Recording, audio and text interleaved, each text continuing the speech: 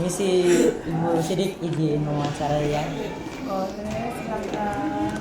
Jadi sini ada 10 pertanyaan Bu tentang rasisme. Yang pertama, menurut Ibu, apa akar penyebab rasisme di lingkungan sekitar? Akar penyebabnya apa ya? Menurut saya akar penyebab rasisme yang ada di lingkungan sekitar itu dari sikap orang tersebut, karena rasisme itu tidak semua orang bisa rasis. Jadi dari diri sendiri orang tersebut yang merasa dirinya itu paling hebat, ya kan? Paling tahu segalanya. Terus jadi dia menganggap orang lain yang tidak sama dengan dia. Lanjut ke pertanyaan selanjutnya ya, Bu. Bagaimana rasisme mempengaruhi kehidupan sehari-hari? Rasisme sangat berpengaruh sih. Nah, kalau misalkan adanya sebuah rasisme, ya hidup kita ya tidak akan nyaman gitu, akan kalau bisa dibilang ya akan adanya sebuah Perpecahan gitu ya? perpecahan lah, intinya membuka jalur perpecahan, membuka jalur perbedaan yang sangat signifikan, yang bisa membuat hidup kita ya bisa, kalau bisa dibilang tidak nyaman dengan menjalani hidupnya, tidak enjoy menjalani hidupnya karena adanya rasisme tersebut. Lanjut ke pertanyaan Ibu. Bisakah Ibu berbagi pengalaman pribadi terkait rasisme, baik sebagai korban maupun saksi? Oke, kalau saya alhamdulillah tidak sebagai korban, tapi saya sebagai saksi dari teman saya. Ini yang rasismenya masalah agama. Saya memiliki kawan yang berbeda agama dengan saya pada saat saya sekolah. Nah, pada saat sekolah itu ada beberapa teman saya yang lain ya menganggap kalau agama teman saya anut itu tidak baik gitu dalam menjalani kehidupannya gitu. Terus juga mereka menganggap agamanya teman saya ini mengajak bukan mengajak mengarah kebaikan, tetapi mengarah keburukan. Mereka hanya melihat dari sudut pandang satu arah saja. Gitu. Contohnya kayak mereka pernah melihat teman saya memakan salah satu daging yang diharamkan dalam agama Islam. Nah, sedangkan teman saya ini bukan beragama Islam. Dari itu yang lainnya merasa nggak boleh nih kita temenan sama dia karena dia berbeda agama dengan kita. Mereka aja bisa makan daging yang kita haramkan di agama kita, ya buat apa kita ngedeketin dia gitu kan.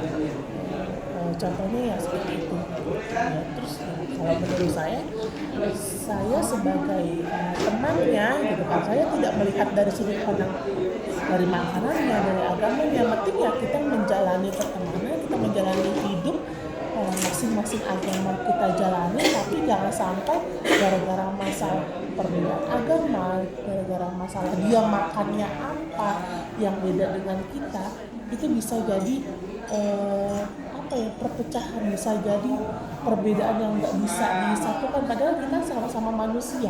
Untuk masalah dosa atau tidak dosa itu bukan urusan manusia dong, itu kan urusan Tuhan gitu, yang bisa menentukan kita dosa, kita dapat amalan yang baik atau kita dapat amalan yang buruk, itu bukan ranahnya manusia, tapi itu adalah ranahnya Tuhan. Jadi seperti itu adalah saksinya, karena saya saksinya bukan korbannya. Itu korbannya adalah teman saya sendiri. Oke, baik. Lanjut di sini, apa dampak yang dapat dialami dari korban rasisme itu, Bu? Dampak yang didapat oleh teman saya jadi agak jadi untuk percaya dengan orang, untuk dekat dengan orang lain, dia agak susah untuk membuka diri ke pertemanan jadi agak sulit karena dia istilahnya pernah menjadi korban rasisme di antara teman-teman di sekolahnya, walaupun bukan teman dekatnya, tapi ya dia merasa kok gara-gara dia agamanya lain, beda sendiri di antara mereka, kenapa gue malah jadi seperti ini gitu, malah gue dijauhi, istilahnya disingkirkan dengan lingkungannya mereka. Lanjut Bu, di sini. Mengapa penting bagi kita untuk memahami dan mengatasi rasisme dalam masyarakat? Kita harus sangat penting untuk memahami tentang rasisme, karena ini ada pembelajaran tentang kehidupan kalian, tentang kehidupan kita, tentang istilahnya sosialisasi kita bermasyarakat. Karena apa? Karena kalau kita tidak memahami tentang rasisme ini, kita bisa saja terbawa arus yang salah gitu.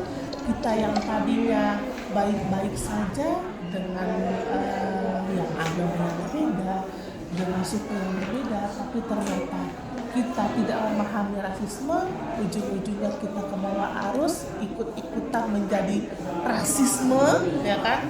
Itu ya jadinya kita untuk bersosialisasi dengan orang pun juga agak kesulitan, karena mereka melihat dari sudut pandang yang hanya satu saja, tidak melihat secara luas bagaimana sudut pandang yang harus kita jalani dalam bersosialisasi kita agar tidak menjadi rasisme ini.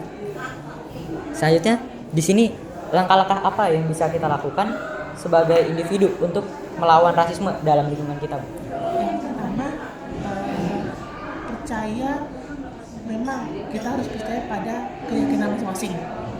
Terus yang kedua, jangan hanya melihat dari sudut pandang hanya satu saja. Nah, kita melihat secara luas. Walaupun kita berbeda, kita lihat aja, kita kan Bhinneka Tunggal Ika nih. Nah, berbeda-beda tapi kita tetap satu gitu. Udah, istilahnya gitu aja.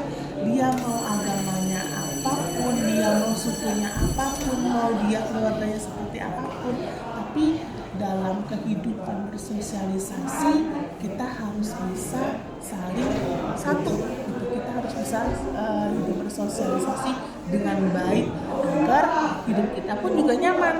Kalau kita beda-bedakan orang yang seperti itu, ya hidup kita jadi nggak nyaman. Jadi ya untuk bersosialisasi ya agak susah gitu kan. Jadi ada batasan-batasan. Jadi paling itu aja sih, dari diri kita sendiri aja yang harus bisa, jangan melihat dari satu sudut pandang aja, kita harus bisa melihat dari sudut pandang yang lainnya. Lanjut, di sini bagaimana peran media, pendidikan, dan tokoh masyarakat dalam membentuk persepsi tentang ras dan etika? Nah, kalau untuk peran media ini sangat penting, peran pemerintah di dalam mensosialisasikan tentang rasisme ini, karena tidak semua orang memahami tentang rasisme. Nah, jadi media ini sangat-sangat penting nih, mau medianya dari televisi ataupun dari media sosial yang dari HP ya, TikTok ya, YouTube ya kan, Twitter dan segala macam, IG. Nah, ini kalau bisa lebih digencarkan bagaimana sih, seperti apa sih rasisme. Jadi kita ngasih pengertian tentang rasisme itu seperti apa sih yang harus kita hindari agar kita tidak menjadi rasisme gitu kan. Terus habis itu untuk kegiatan-kegiatan yang kalau bisa dibilang memang mengundang adanya rasisme, kalau bisa untuk tidak disiarkan secara umum di media sosial atau media televisi agar tidak terjadinya rasisme yang berkelanjutan. Selanjutnya di sini, apa tantangan terbesar dalam upaya penghapusan rasisme dan bagaimana kita dapat mengatasi tantangan tersebut? Untuk membatasi tantangannya. Tantangan terbesar.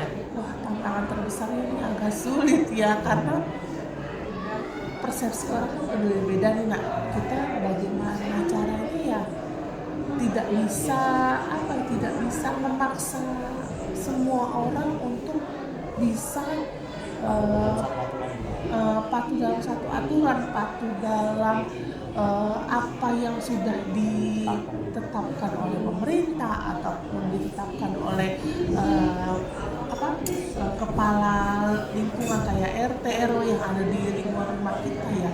Bagaimana caranya agak sulit, tapi mungkin dengan berjalannya waktu secara perlahan, dengan cara yang memang secara kekeluargaan, sering adanya sosialisasi dengan lingkungan, dengan kepala lingkungan nih, mau RT mau RW ya kan, itu mudah-mudahan bisa nih buat menghindari adanya rasisme di lingkungan sekitar kita.